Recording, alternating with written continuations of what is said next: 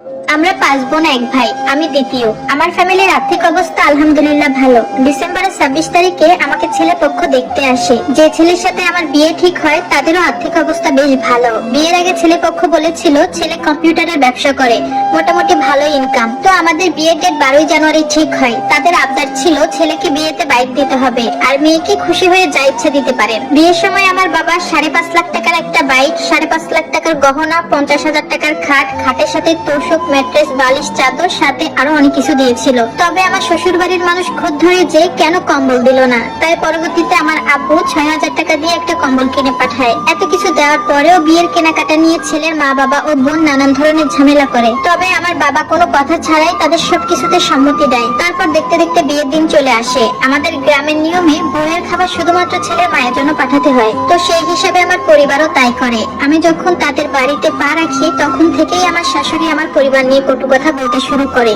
কেন তাদের 14 গোষ্ঠীর জন্য খাবার পাঠালাম না? আমি যে নতুন বউ ছিলাম সেদিন আমাকেও ছাড় দেননি তিনি। শুধু কি তাই, পরের দিন বউ ভাতে আমার বাবা সহ পুরো পরিবারের সাথে আমার শাশুড়ি আর ননদ তর্কাতর্কি করেন। অথচ যিনি আমার সদ্য বিবাহিত স্বামী তিনিও তার মা বোনকে কিছুই বললেন না সেদিন। আমার বাবা মা সেদিন অনেক অপমান বোধ করেছিলেন। পরবর্তীতে ফের যাত্রায় আমার বাবা তাদেরকে বড় বড় পাতিলে করে গরুর মাংস, খাসির মাংস, মুরগির রোস্ট, রুই মাছের ভুনা, ফিরনি ইত্যাদি রান্না করে পাঠায়। বিয়েতে তাদের বাড়িতে প্রায় 13 লক্ষ টাকার জিনিস যায়, তবু আমার শ্বশুর বাড়ির মানুষের কোনো দিক দিয়ে মন ভরে না। বিয়ের পরপরই জানতে পারি আমার হাজবেন্ডের যে ব্যবসা সেটা খুব একটা ভালো চলে না। ধরতে গেলে সে বেকার, তাই চাইলেও কোনো কিছু আবদার করতে পারি না তার কাছে। বিয়ের কিছুদিন পরেই ঘরে যাবতীয় কাজে লাগিয়ে দেয়, শুধুমাত্র ঘর মোছা বাদে। বিয়ের আগে তারা বলেছিল তাদের 2টা কাজের লোক, কিন্তু তাদের বাসায় গিয়ে দেখি একজন। তারপর ঠিক 1 মাস পর 12ই ফেব্রুয়ারি কোন এক কারণে বাড়ির কাজের বুয়া চলে যায়। আমার শ্বশুর শাশুড়ি, ননদ এবং আমার স্বামীর যাবতীয় যত কাপড় চোপড় আছে সবকিছুই আমাকে ধুতে হতো। তারপর আর কি, ঘর মোছার কাজটাও আমার ঘাড়ে এসে পড়ে। আমি যে ফ্যামিলির মেয়ে কখনোই এসব কাজ করিনি।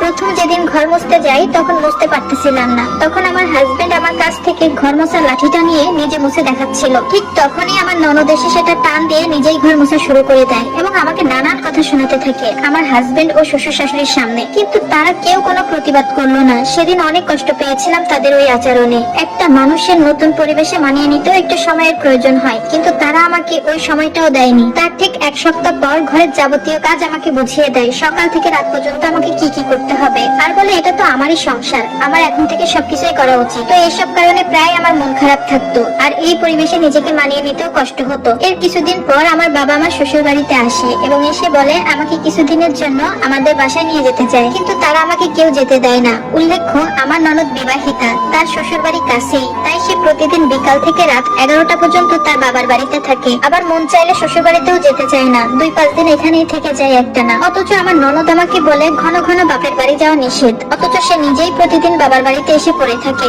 এই বলে তারা আমাকে আর কেউ যেতে দিল না। তো এরপর রমজান মাস আসে। তাদের এইখানে মেয়ের বাড়ি থেকে রমজান মাসে ইফতারি দিতে হয়। তো আমার বাবা ব্যবসায়ী মানুষ ছিলেন, তিনি সময় সুযোগ বুঝে 21শে রমজান সোমবার ইফতারি দিতে আসে। আমার বাবা আমার শ্বশুর শাশুড়ি আর আমার হাজবেন্ডকে আগেই ফোন দিয়ে বলে দিয়েছিলেন যে তিনি সোমবার আসবেন, কিন্তু তারা ওই রকম কোনো আয়োজন করেননি। উল্টো এমন ভাব করে বসেছিলেন যেন তারা কিছুই জানেন না। আমার বাবা যখন সারাদিন রোজা রেখে ইফতারি নিয়ে আসেন তার মুখ অনেক ক্লান্ত ছিল, কিন্তু আমার শাশুড়ি তখন বলেন এই ইফতারি তিনি রাখবেন না, তার সাথে অনেক ঝামেলা করে। আমার হাজবেন্ড তখনও কিছু বলেন না তার বাবা মাকে, তখনও সে চুপ করেছিল।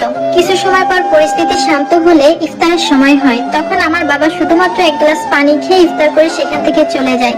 সেদিন নিজেকে এত অসহায় মনে হচ্ছিল, আমার বাবাটাকে একটু ভালো মন্দ রেঁধেও আমি খাওয়াতে পারলাম না। শুধু মনে হচ্ছিল আমার মা বাবা আমাকে জন্ম দিয়ে পাপ করে ফেলেছে। আমার বাবা প্রায় সেদিন 15,000 টাকার ইফতার, 20,000 টাকার মার্কেট করে নিয়ে এসেছিল সবার জন্য, কিন্তু আমার শাশুড়ির এটাও মন ভরেনি। আমার বাবা মোট 12 পদের আইটেম নিয়ে এসেছিল ইফতারের জন্য, কিন্তু ছোলা বুট কেন আনলো না এটা নিয়েও খুদ ধরে তারা। এরপর রোজার ঈদে আমি মাত্র 5 দিনের জন্য বাবার বাড়িতে বেড়াতে আসি।